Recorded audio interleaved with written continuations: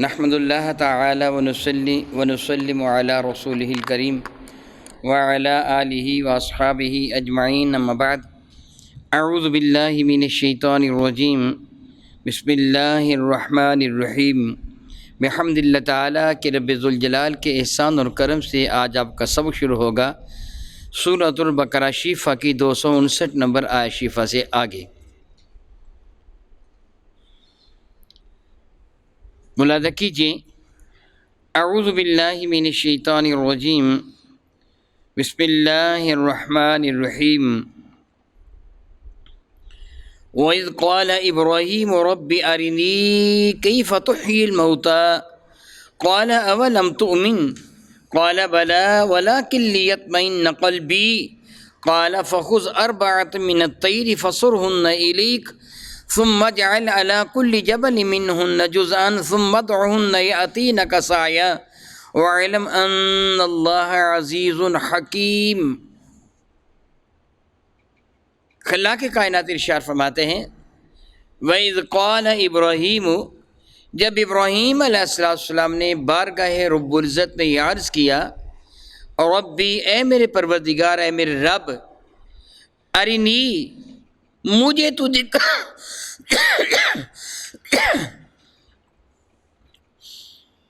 رب ذوالجلال کا ارشاد گرامی قدر ہے وَإِذْ قَالَ إِبْرَاهِيمُ رَبِّ أَرِنِي كَيْفَ تُحْيِي الْمَوْتَى وَإِذْ قَالَ، جب عرض کیا ابراہیم علیہ السلام نے بارگاہ رب العزت میں، ربی اے میرے پالنے والے، اے میرے پروردگار، اے میرے رب، ارنی تو مجھ کو دکھا، کیف تحیی الموتیٰ تو مردوں کو کس طرح زندہ فرماتا ہے، میں دیکھنا چاہتا ہوں۔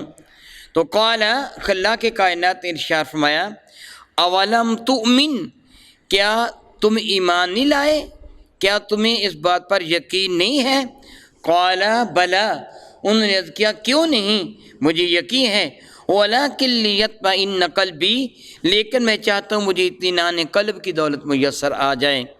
قال، تو حکم ہوا، فخذ اربعۃ من الطیر، 4 پرندے پکڑ لو، فصرہن الیک، ان کو اپنے ساتھ مانوس کر لو یا ان کے ٹکڑے ٹکڑے کر دو، ثم اجعل علی کل جبل منہن جزءا، پھر ہر پہاڑ پر ان کا ایک ایک جز رکھ دو، ثم ادعہن، پھر تم ان کو پکارو، یاتینک سعیا، وہ تمہارے پاس دوڑتے ہوئے آ جائیں گے، وعلم، اور جان لیجئے، ان اللہ عزیز حکیم، کہ بے شک اللہ تعالیٰ جل وعلا غالب حکمت والا ہے۔ خلاق کائنات جل وعلا نے اس آیہ بارکہ میں ایک واقعہ کا تذکرہ فرمایا کہ ابراہیم علیہ السلام نے اپنے رب سے کچھ عرض کیا تھا۔ مفسرین کرام جگہ ارشاد فرماتے ہیں کہ ایک مرتبہ حضرت ابراہیم علیہ نبینا علیہ السلام دریا کے کنارے یا سمندر کے کنارے یا بڑے پانی کے پاس تشریف لے گئے، اور اس کے کنارے پر آپ نے گدھے کو مرا ہوا دیکھا۔ اگر سمندر تھا تو مد و جزر، مد کا معنی ہوتا ہے پھیلنا، جزر سے سکڑنا، سمندر میں مد و جزر پیدا ہوتا ہے۔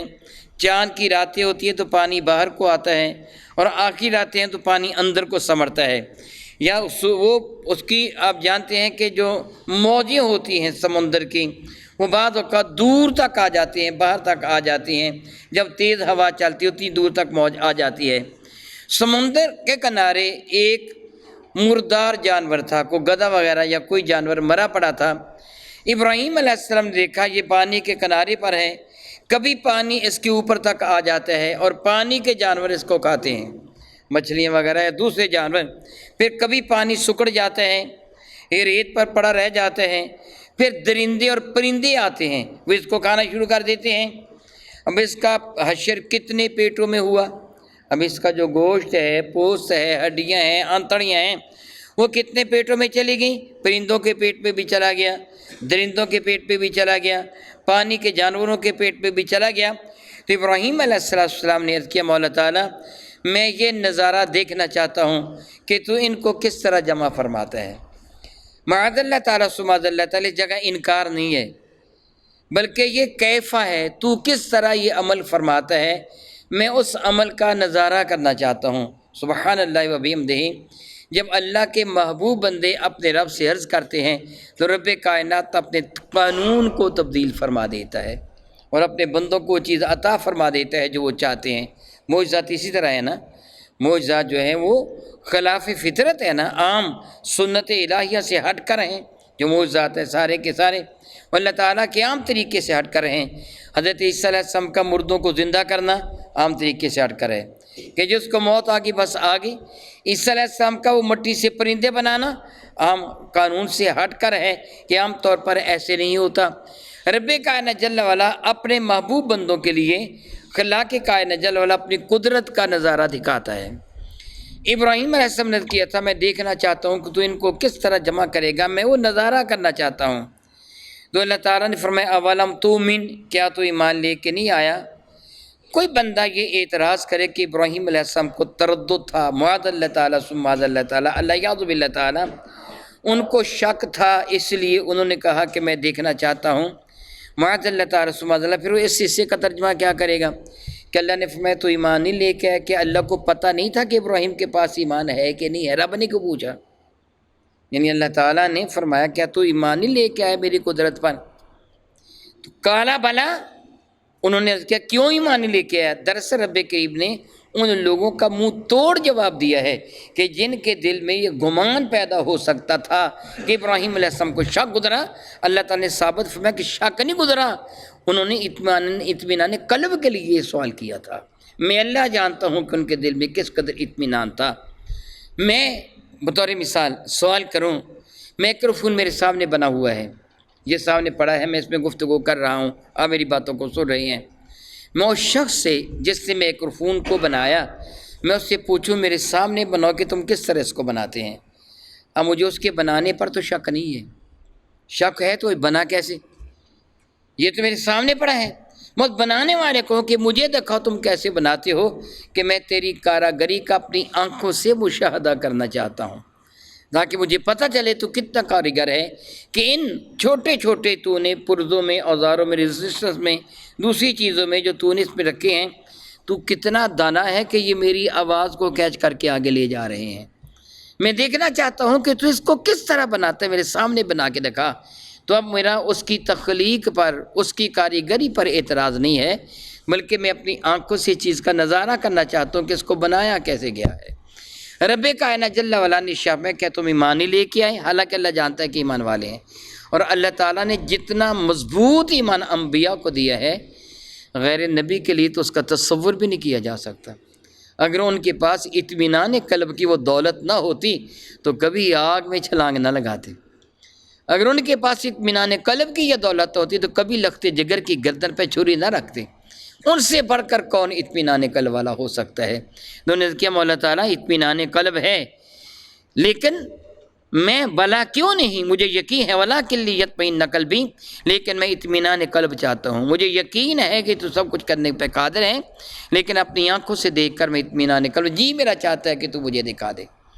اللہ اکبر۔ پھر پروردگار عالم جل وعلا نے کیا حکم دیا؟ قال، ارشاد ہوا، فَخُذْ أَرْبَعَةً مِّنَ الطَّيْرِ، 4 پرندے لے لے، من تبعیضیہ ہے یعنی بہت سارے پرندوں میں سے 4 کا انتخاب کر لے۔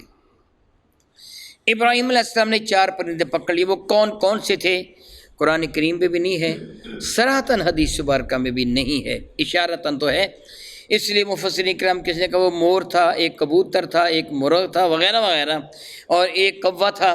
انہوں نے اپنے اپنے انداز میں کسی نے کچھ کہا، کسی نے کچھ کہا، کسی نے کچھ کہا، کئی نے کہا یہ 4 عناصر اربع سے انسان کو عموماً تخلیق کیا گیا ہے۔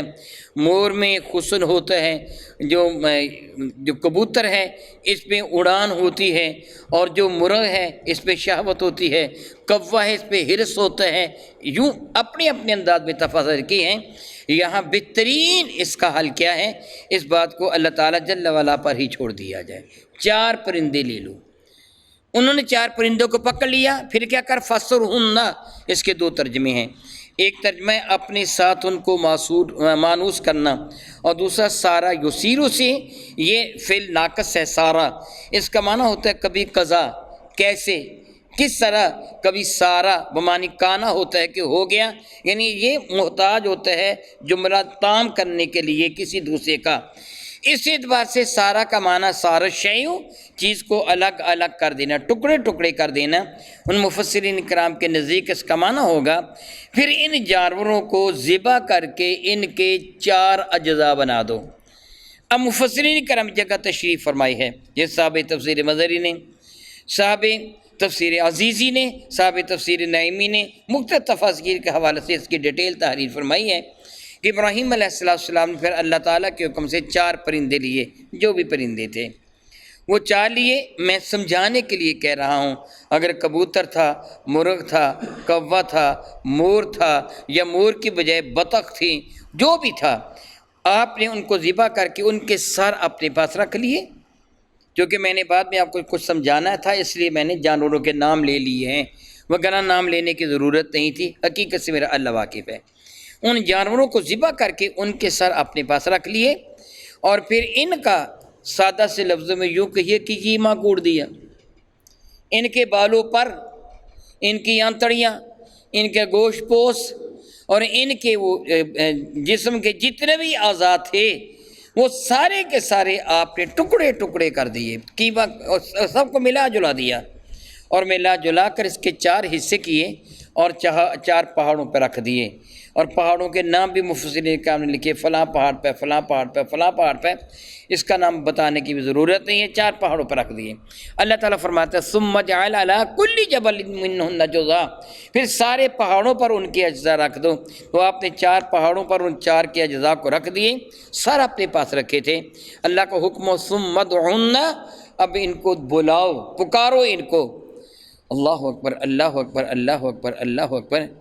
قرآن مجید فرقان میں اللہ تعالیٰ جل وعلا کے ایک ارشاد گرامی قدر ہے، یا ایہا الذین آمنوا استجیبوا للہ وللرسول اذا دعاکم لما یحییکم، ایمان والو جب اللہ تعالیٰ اور اللہ کا رسول تم کو پکارے تو فوراً حاضر ہو جایا کرو۔ وہ کیوں پکارتے ہیں؟ لما یحییکم، تاکہ تم کو زندگی عطا کر دیں، وہ تمہیں روحانی زندگی عطا کرنے کے لیے تم کو پکارتے ہیں۔ گویا نبی کا پکارنا رب کائنات جل وعلا نے اپنا پکارنا کہا ہے۔ ایمان والو جب تم کو پکارے اللہ اور اس کا رسول، یا ایھا الذین آمنوا استجیبوا للہ وللرسول، جب اللہ اور اس کا رسول پکارے تو تم حاضر ہو جاؤ۔ وہ کیوں پکارتے ہیں؟ لما یحییکم، تاکہ تم کو زندگی عطا فرمائے، وہ زندگی دینے کے لیے پکارتے ہیں۔ تو اب دیکھیے ابراہیم کو کیا حکم ملا، علی نبینا علیہ السلام، ثم ادعوہن، ابراہیم ان کو پکارو۔ تو آپ نے پھر ان کا نام لے لے کر پکارا، مطلب اے کبوتر، اے مور، اے مرغ، اے کوے، یا جو بھی جانور تھے ان کا نام لے کر پکارا۔ تو آپ کا پکارنا تھا کہ فضا میں کہ ہلچل مچ گئی، اور آپ اس کا نظارہ کر رہے تھے۔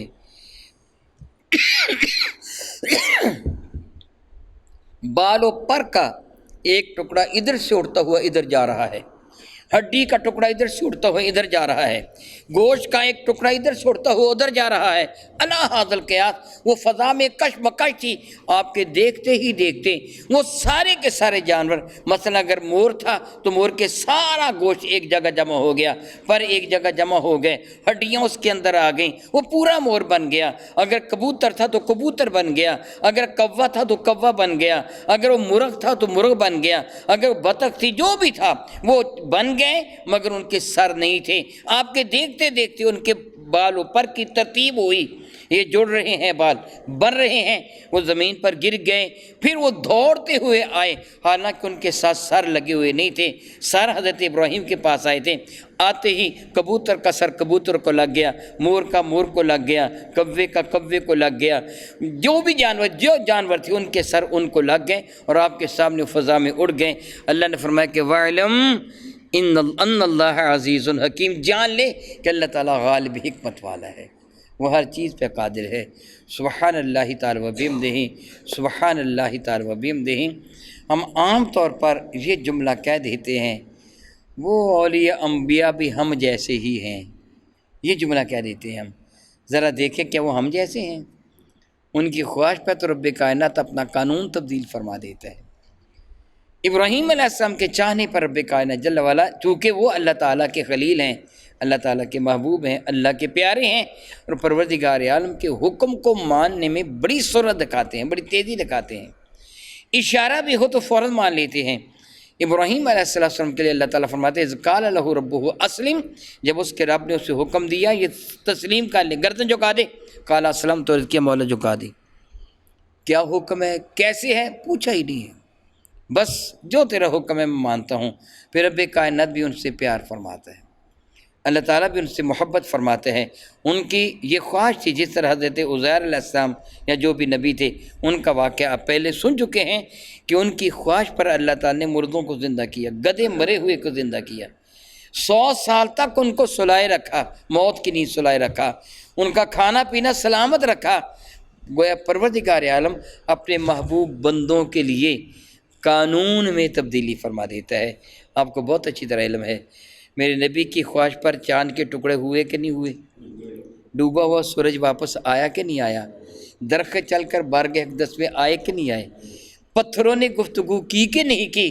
عام حالت میں ایسے نہیں ہوتا، ممکن نہیں ہے، لیکن اللہ تعالیٰ اپنے محبوب بندوں کی خاطر وہ سب کچھ فرما دیتا ہے جو اس کے بندے اس کے حضور عرض کرتے ہیں۔ سبحان اللہ تعالیٰ و بحمدہ۔ اللہ تعالیٰ فرماتے ہیں ان اللہ عزیز، اللہ تعالیٰ غالب ہے، حکیم، وہ حکمت والا ہے، ہر جگہ ہر چیز کو ظاہر نہیں فرماتا، جہاں چاہتا ہے ظاہر فرماتا ہے۔ انبیاء کے ہاتھوں پہ ظاہر فرماتے ہیں، عام لوگوں کے لیے نہیں۔